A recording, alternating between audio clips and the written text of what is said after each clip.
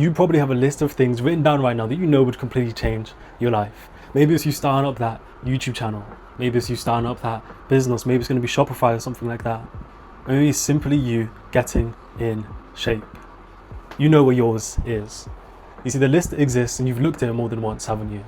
You see, you have the knowledge. You also have the desire. You've watched every single YouTube video that you can. You've read every single thread, saved every single post about how to do the exact thing that you want to do. But days keep on passing, weeks keep on passing, months are passing, and you're still sitting there doing absolutely nothing.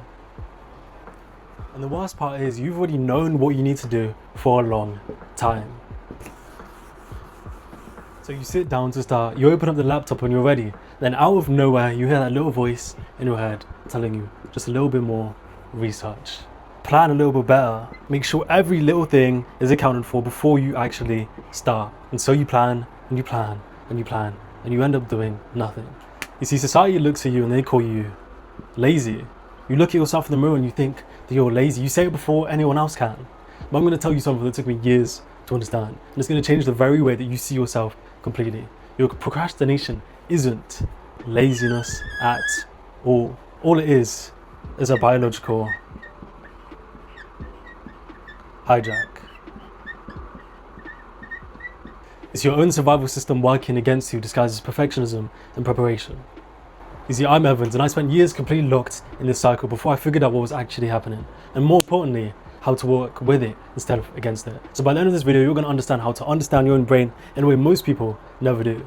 And that understanding alone is going to change things. So let's get into it. And to understand why this keeps happening, we need to understand a brutal truth.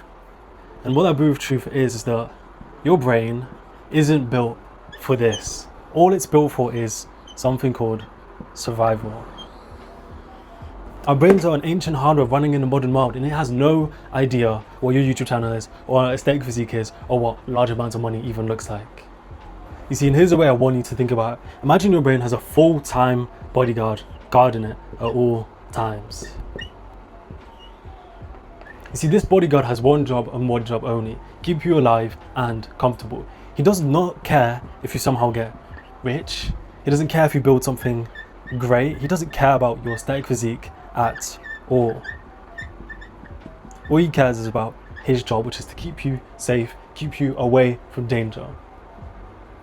You see, thousands of years ago, danger meant getting eaten by this specific animal. It meant starvation, getting left out of the tribe, dying alone in the cold. There were real threats. Your bodyguard evolved to protect you from exactly those sort of things. You see, but here's the problem. We're not there thousands of years ago. To your brain, those exact things that you were running away from, starvation, all those things, equal you literally sat at a desk, looking at your PC, about to edit your fast, bad YouTube video. You see, he sees a threat, failure, embarrassment, rejection, looking stupid to the public. To him, that registers almost identically to the physical danger. And the moment that he detects threat, he does what he was built to do. He shuts it all down. You see, but he's smart about it. He knows you can't just say don't do it because you're not an idiot. You want to be successful. You want to do these things. So instead he uses a trick and he floods your mind with that anxiety and he whispers that we aren't ready yet. He's saying research more. He says stuff like next day or next week. Watch 4 more tutorials, build a better plan. We'll start next week when everything's lined up. But when is it ever? And just like that, he's forced you back into research mode where you're planning again. But he's made you think it's your idea all along. But at least I guess now you're safe, comfortable, but you're going absolutely nowhere, are you? You see, now here's the part that genuinely makes it dangerous. Overthinking doesn't feel like procrastination, does it? It feels like work. So when you spend 3 hours mapping out the perfect content strategy or the perfect gym routine, your brain releases dopamine, real dopamine, the same exact chemical that fires when you actually accomplish something.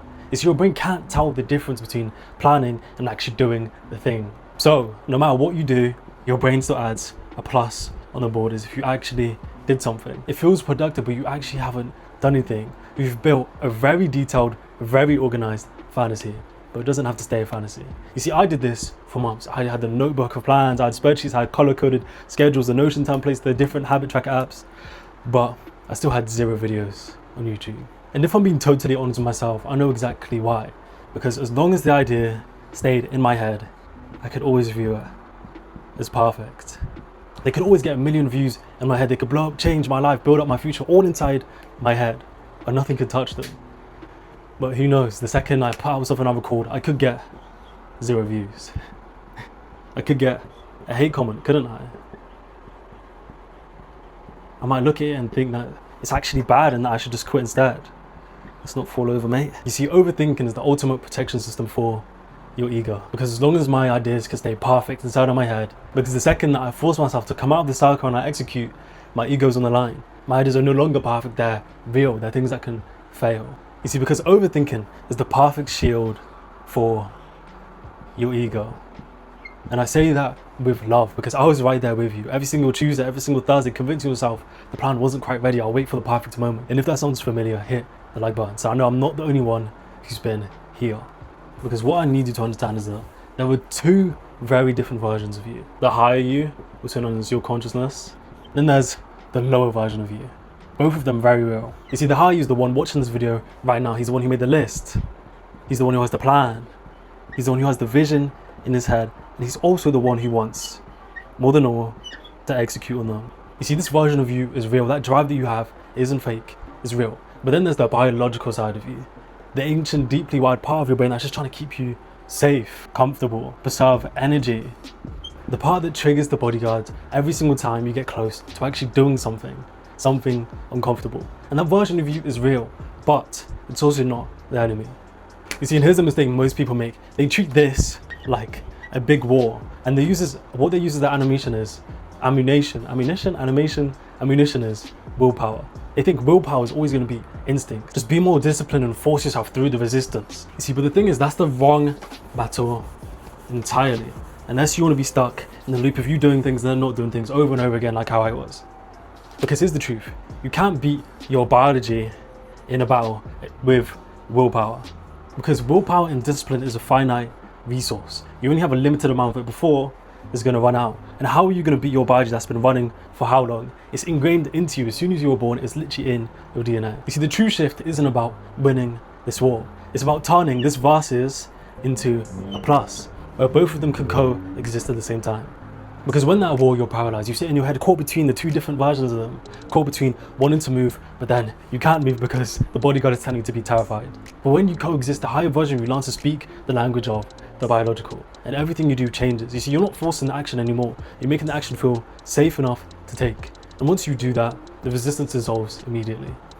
Okay, so how do you actually make them coexist? Cooperate. How do you get the bodyguard on the side of what you actually want? You see, the thing that lights up the bodyguard senses is risk. So all you simply have to do is lower down the perceived risk of the biology and what it sees. That's the entire protocol. You see, the bodyguard isn't blocking you because you're lazy. He's blocking you because the action that you're thinking about feels dangerous to him. So you have to make it feel less dangerous, not by preparing more, not by having a better plan, or by shrinking down the actions until the threat level drops below his perceived threshold. So if you're paralyzed by trying to make the perfect video, you're going to lower it so then you can actually do it, and that's making your worst video. You hit record, talk, you don't edit, don't plan, just make something terrible and let it exist. Because the moment you do that, your bodyguard checks, are we okay? Are we dead? Am I starving?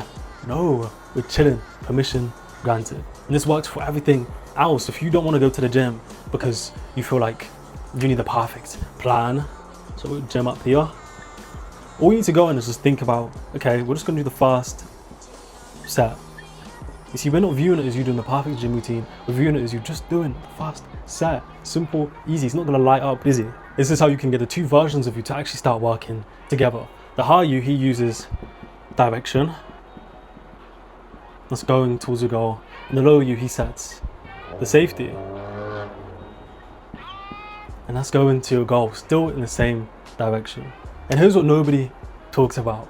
The moment that you actually take a real action, real messy, embarrassing,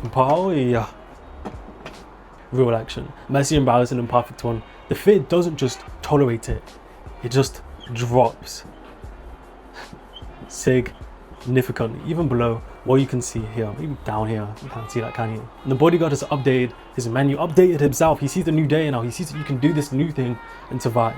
And so the next thing that you do, maybe instead of 1 set, you start doing 2 sets. It's easier still. You see, all it does is it compounds. Not because you fought hard or anything like that. It's simply just because you change the relationship between the two separate versions of yourself. Two separate versions of yourself. You see, they stopped fighting and now they're both moving in the exact same directions towards your big G, your big goal. You see, all you need to do is make sure your bodyguard updates his data. So anyway, I'm Evans. So if you're done planning, you're actually ready to start building, you already know what you need to do. And if you want more videos that actually explain the biology behind why you do certain things in a different way, you know what to do. Leave a comment, that's gonna help me figure out what things you're struggling with for my next video. And yeah, outro complete.